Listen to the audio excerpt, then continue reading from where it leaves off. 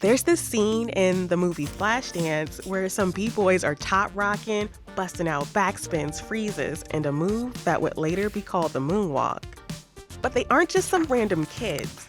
They're members of the Rocksteady crew, one of the most influential crews that brought Hollywood fame to breaking.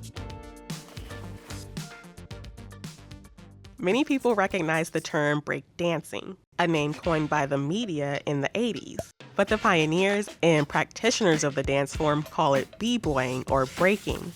The name breaking is broadly believed to have come from DJ Kool Herc in the Bronx in New York City. When hosting block parties in the 70s, he started isolating the beats to create breaks in the songs. It just refers to a moment in the song where you build tension by having the instruments drop out and just having percussion or percussion in the bass, basically the rhythm section. A scholar named Barbara Browning had this great way to describe it where she says, you feel impelled to fill the silence with motion. The break is a part of a lot of African American and Afro-Caribbean music, especially Latino music, which is a big part of the roots of this dance, Puerto Rican and Cuban music in particular.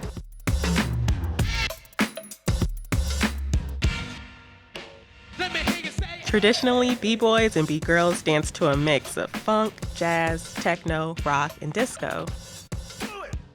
The sound of the music is very aggressive and very percussive. It's a battle dance, so the music gets people in the mood to battle. You want to be able to really rock the beat. You want to be able to play with those rhythms and reflect them in your body. Breaking is made up of 4 elements: top rock, down rock, power moves, and freezes. Top rock is the foot movement from a standing position. It's the first display of style and a warm-up for the acrobatics of down rock.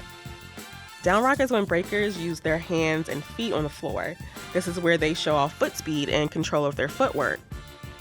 From there, a b-boy can transition into power moves like the windmill and head spins.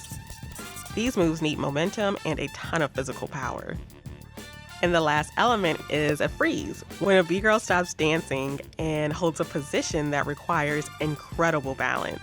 These elements often draw movements from disciplines like kung fu, tap dance, gymnastics, and capoeira. But there's more to it. When breaking first began, it was a way for disadvantaged kids in the Bronx to be recognized. It helped transform their street culture, where gang violence slowly made way for neighborhood crews that used dance to compete against each other.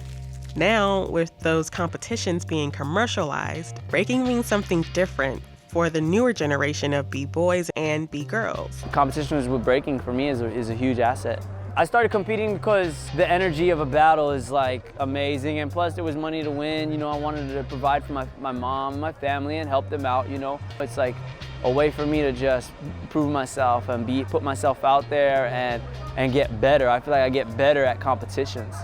But there are those who believe that mainstream breaking has left some traditions behind. A lot of people don't have that original style no more.